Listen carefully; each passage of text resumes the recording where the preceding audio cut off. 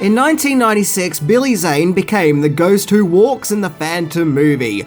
Based on the popular comic book series, this action-packed adventure movie sees the Phantom going on death-defying missions from the fictional jungles of Bengala to 1930s New York, as he sets out on a quest to stop an evil business tycoon who plans to find 3 mystical skulls known as the Skulls of Tagunda, in which, when the skulls are brought together, whomever has the skulls will have unlimited supernatural power. So it's up to the Phantom to save the day and prevent this power which could destroy the world.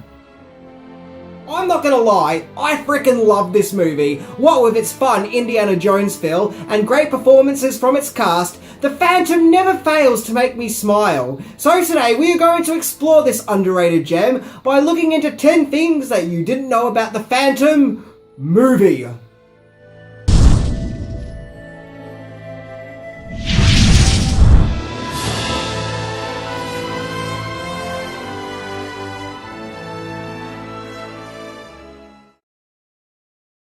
Gentlemen, nobody... Ladies, kindly pardon my error. Number 10. Comic book origin. The Phantom first made his way onto the printed page in 1936, making him 2 years older than Superman. The character first started as a newspaper strip, before getting his very own comic book. The Phantom is a crime fighter in the fictional country of Bengala, and is the 21st generation Phantom, as donning the purple tights and skull cave is a tradition passed on from father to son. The Phantom is a huge staple in not just the comic book world, but also pop culture in general. The success of the comic books also led to a 15-part serial based on the Phantom in 1943, which was released by Columbia Pictures, and is considered to be one of their best serials. And incidentally, the story of the Phantom movie is in part inspired by 3 Phantom comic book stories, those being the Singh Brotherhood, the Sky Band, and the Belt. Number 9. Original Director. Throughout the early to mid-90s, there was a growing interest to developing the Phantom into a theatrical movie, till finally Paramount Pictures got the ball rolling and Gremlins director Joe Dante was assigned as the movie's director, and he teamed up with Inner Space scriptwriter Jeffrey Boehm to develop the script for the Phantom. Dante and Boehm's script was more self-aware and tongue-in-cheek, and even featured a winged demon in the movie's climax, making the Phantom movie more of a spoof. In fact, Dante claims that they were inches away from heading off to Australia to start filming when the production came to a halt by the studio, who weren't convinced by the script, particularly the infamous winged demon. However, 1 year later, The Phantom was put back into production, but by that stage Dante was now committed to other projects. But on the account that several of Dante's creative decisions were left in the movie, resulted to him having a producer credit in the final film. Number 8. The Phantom might have had a Phantom credit card. So after the departure of Joe Dante, the search was on to find another director to take on the helm of the Phantom, and at one stage Joel Schumacher was considered to direct. Yep, the Phantom might have had phantom nipples in his costume. 1 year earlier, Schumacher had great success with Batman Forever. However, 1 year after the Phantom in 1997, things went really south with his next Bat movie, Batman and Robin.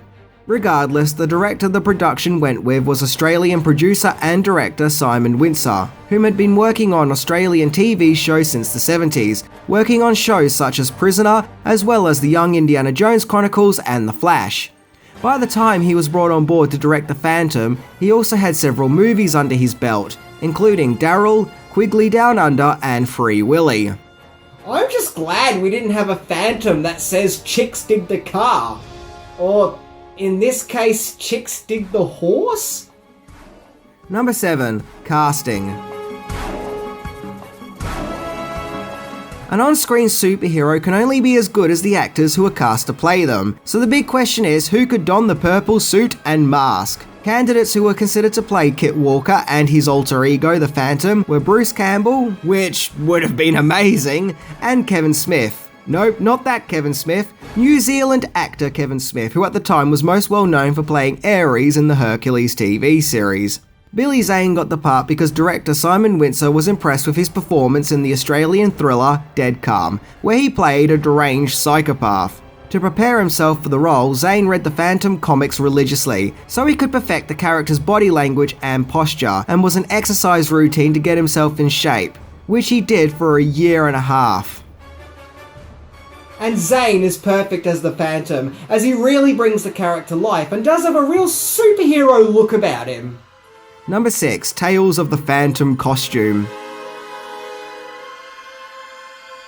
One obstacle that the production would have to face is how to modernise the Phantom's all-purple look for the 90s, especially in a post-Tim Burton Batman era, where superhero costumes were now dark and solid rubber. Well, they couldn't ditch the purple colour scheme or it wouldn't have been the Phantom, but a dark shade of purple was used. The original design of the Phantom in the comic book featured the character wearing stripy underpants, which understandably was omitted from the movie. And originally the costume was made with built-in muscles to make Billy Zane look bulky and muscular, but thanks to his exercise routine as mentioned, the star was already very muscular, so a new costume had to be put together without the built-in muscles. And on an even more funny note, while on breaks when filming, Billy Zane would often run off the set to buy some sushi, while he was still in his Phantom costume, which no doubt would have given the store owners of said sushi bar a story to tell. Number 5. Co-stars.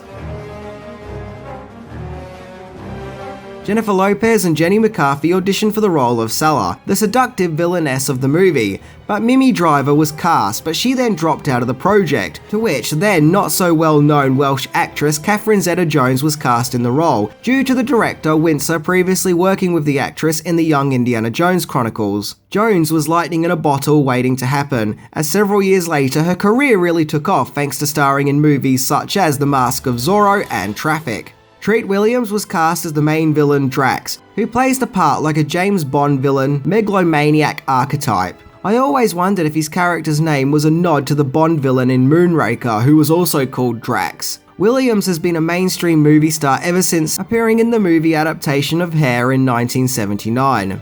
Christy Swanson was cast as the Phantom's love interest Diana Palmer. Several years prior, Swanson played Buffy in the Buffy the Vampire Slayer movie. And what I like about her character is that she isn't a helpless damsel in distress, and is actually quite tough and not to be pushed around. Patrick McGoohan plays the ghost of Kit Walker's father, who was also the previous Phantom. 1 year prior, McGoohan played King Edward in Braveheart, of which he played the part with a real sinister glee. Kari Hiroyuki Tagawa played the pirate villain, the Great Kabai Sang. Tagawa had starred in several action movies at that time, including License to Kill and Mortal Kombat. And James Remar plays the henchman Quill. Remar first turned up as Ajax in The Warriors, followed by the main villain in 48 Hours. And 1 year earlier he played a similar role to his Phantom one in the Judge Dredd movie adaptation. Number 4. Filming locations. In order to get all the right shots that were needed for the Phantom, several locations from around the world were used. The Palmer residence seen at the start of the movie was actually Hugh Hefner's mansion, who agreed for his home to be filmed in as he was a massive fan of the comic books. LA doubled for New York in several scenes, Thailand doubled for the fictional country of Bengala, with many great and beautiful landscapes captured for the film. Filming also took place at sound stages in Brisbane, Australia. In fact, I can remember going to the Warner Brothers Studios theme park as a kid in 1995, and going on a backlot tour, where it was explained by the tour guide that a movie for the Phantom was currently being filmed there. This was at a stage where Australia was just starting to become a common place for Hollywood movies to be filmed in, as also that year the Power Rangers movie was also filmed in Australia as well, and the Star Wars prequels and Matrix movies soon followed. Number 3. Marketing. So when the Phantom was released, it was accompanied by a very pink poster, simply declaring "Slam Evil," letting us all know that the Phantom was here. Also, to help spread the word about the Phantom were several promotions that were put together, including a novelization which was written by Rob McGregor, who also wrote several Indiana Jones novelizations.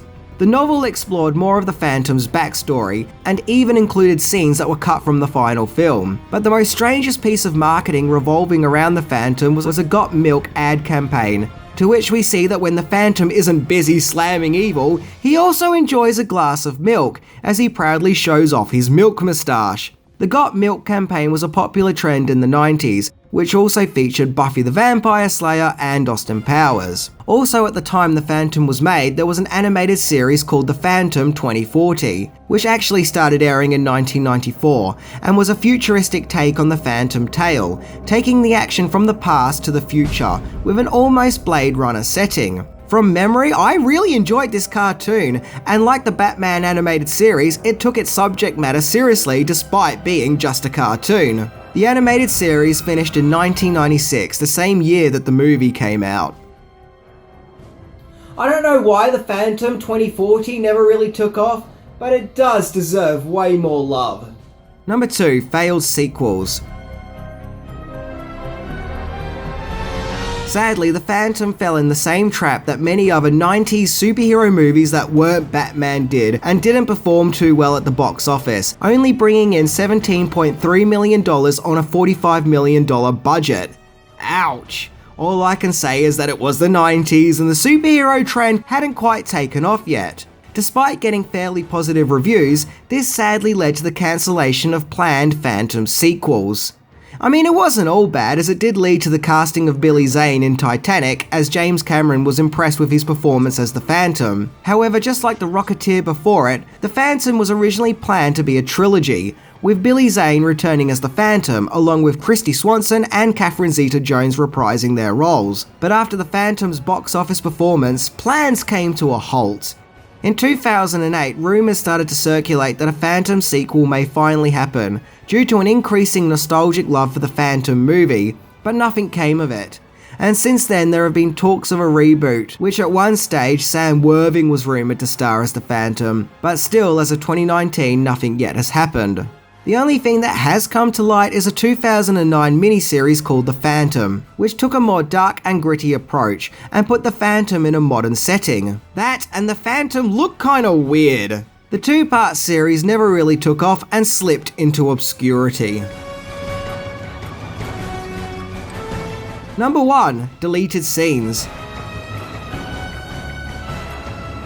Original director Joe Dante claims that a cut of the movie shown to test audiences had several unintentionally funny moments, thanks to the jokes that he had originally put in the script while he was working on the film, which then got lost in translation when the script was being reworked to be more serious, in which some of the scenes that were trying to be serious were left with Dante's jokes still coming through on the screen, of which the scenes ended up having to be removed from the final film. There are other notable scenes removed from The Phantom, such as extensive scenes filmed in Thailand that were going to further explore the love affair of The Phantom and Diana Palmer, which were cut to give the movie more of an action-packed, fast-paced feel. Scenes of The Phantom fighting a lion and a snake were also removed.